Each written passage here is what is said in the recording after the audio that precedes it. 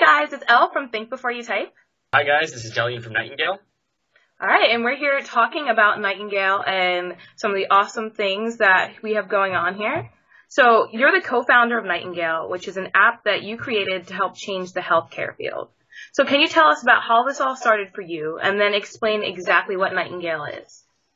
Yeah, definitely. I got interested in the healthcare space when I sort of observed my grandmother's treatment as she was being treated for breast cancer the summer after my junior year in high school. And so I'd always really wanted to go into the healthcare space and, make some changes in it using my skills and technology. So I went off to MIT, studied computer science there. I had an internship in Silicon Valley the summer after freshman year, which just really got me excited and, motivated and made me realize that, I could take some of these technology skills that I had and really, impact and change the world as evidenced by some of the companies that were out here. So, decided to go back to MIT and find, my spot and figure out, what exactly I could build and what I was excited by. And the thing that kind of, kept, going back in my mind was, helping clinicians make decisions using data rather than, their sort of anecdotal evidence.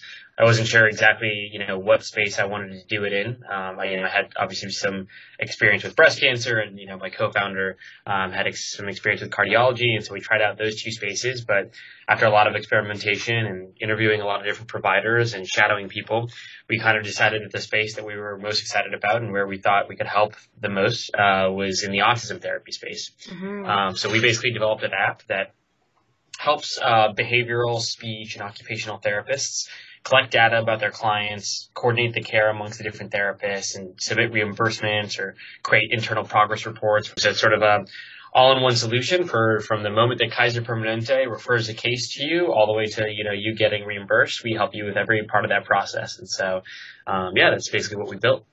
Wow, that's really incredible. It's incredible to see how much work you've put into it and how young you were when this all started for you and kind of just everything that's gone into this process for you. So what would you say is the best part about what you do? I think the best part about what I do is the fact that I get to apply my skills, which are sort of around building products and coding and having it have a real impact on someone's life and, improving the quality of their care. So I think the social good, I guess, that comes out of it is what excites me the most. And, beyond that, just the day-to-day workflow is awesome because I get to dictate when I get into work, what sort of things we work on, where the product is headed, who uses it, I get to basically dictate all of that. So I think both the control of being able to create my own thing as well as the, after effects and the effect that it has on the world, are the two things that I really like about it the most. At TBYT, we love talking about ways that young people can go out there and change the world kind of like you have. So what advice do you have for young people who want to do something awesome and amazing and that will impact a bunch of people's lives, but don't really know where to start with it? Yeah, I think this is a, common issue that a lot of kids face. Instead of instantly trying to, go and create your own thing and trying to impact the world on your own, I just highly recommend finding an organization that you find really motivating or that you think is really changing the world and, trying to have a place there, trying to help them out and trying to understand what they do. The summer after my freshman year, that internship that I had was at this company called Square, which is, now a very large company. Yeah. It's used by a lot of different businesses. At the time, it was a pretty small startup, but I really liked what they were doing. I liked that they are, targeting small businesses, which maybe didn't have that many software tools that were built just for them. And the sort of workflow that I learned from Square is what really allowed me to, create Nightingale. And so, the best recommendation that I'd give for, the younger people is, whether or not you're working on clean water or, some sort of technology tool or, something that's, for inner city public school, kids. Find an organization that you think is doing something along the lines or has a similar philosophy where you can really learn what it's like to do it. And then you can take those sort of lessons and make your own. But that'd be my best suggestion. I think that's a really great suggestion. The idea of being able to kind of grow and learn from someone else before you go out and do all the scary stuff all by yourself. I think that's awesome. So have you dealt with age discrimination? You're really young and you're in this field where people, train for a really long time to get into it. So if you have dealt with this type of discrimination, what have you done to get past it?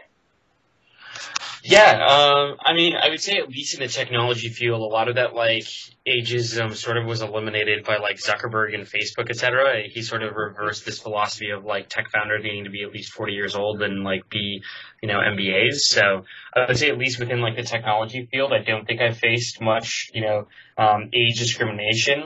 Within the, behavioral therapy field, it's definitely, sometimes difficult to make a name for yourself just because one, most of the therapists are female and most of them are like over, 27, 28. So, being a 20-year-old, 21-year-old male, can sometimes just be a little bit difficult that you're not necessarily not taken seriously, but you're sort of almost placed into a different category and it sort of makes you feel like a little bit of an outsider. So I would say there it's a little bit less of like ageism and more of just maybe lack of experience, et cetera. But I guess the way that I just sort of solved that was just to go to lots of conferences, read up as much as I could, really basically tried to, train myself as a behavioral therapist. Wow.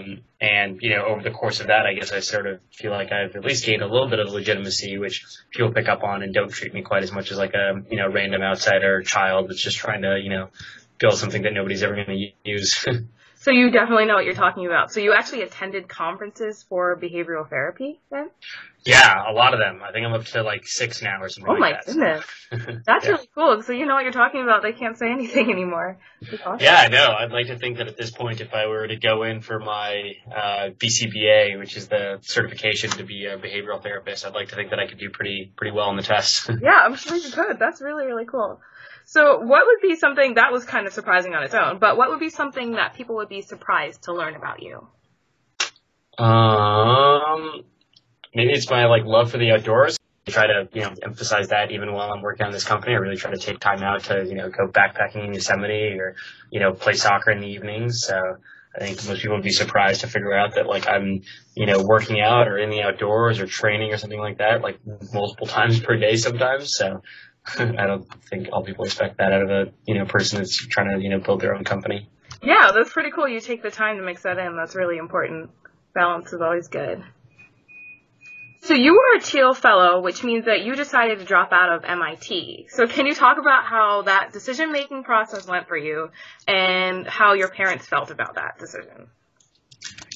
Yeah, it originally started out as, me basically being at MIT, finishing up that, internship at Square and deciding that I kind of wanted to experiment in the healthcare space. I took a couple of classes related to my interests and through that kind of discovered that I was enjoying that a lot more than MIT. So I decided to apply for Thiel with this idea of, building something, in the healthcare space and was awarded it. And, my parents being, both PhDs from Caltech. They weren't huge fans of it in the beginning. They really didn't understand why I was leaving something so prestigious to, go over to the Thiel Fellowship. But I think the moment that they really realized was when my dad made this comment that, when he was an undergrad, the people that he looked up to and the people that he really wanted to learn from were all around him, in university as his professors. And he sort of realized that, the people that I was really looking up to and the people that I kept talking to him about were all in Silicon Valley. So he was like, yeah, like I understand why you want to be there instead of MIT. So, yeah, I guess that was kind of, definitely was negative at start, but they kind of came around to it when they realized how much I love being out here. Yeah, and how important it was to you. That's pretty cool. So what do you think is the most important reason that we should all think before we type? There's a lot of, different ways that you can use the internet, obviously, and there are ways to, use it to inflict harm. I'm, definitely aware of, when I was younger, not using the internet the best possible things. So, yeah, I mean, if you're trying to make an impact on the world, like, Maya Angelou has that great quote of people, will forget what you say, they'll forget what you do, but they'll never forget how you make them feel. Yeah, you want to make people, I guess, feel good. Exactly. And it's such a great way to be able to connect with people from literally all over the world. So it's definitely important that everyone thinks before they go out there and say things and do things. Thank you so much for your time. And thank you everyone for listening.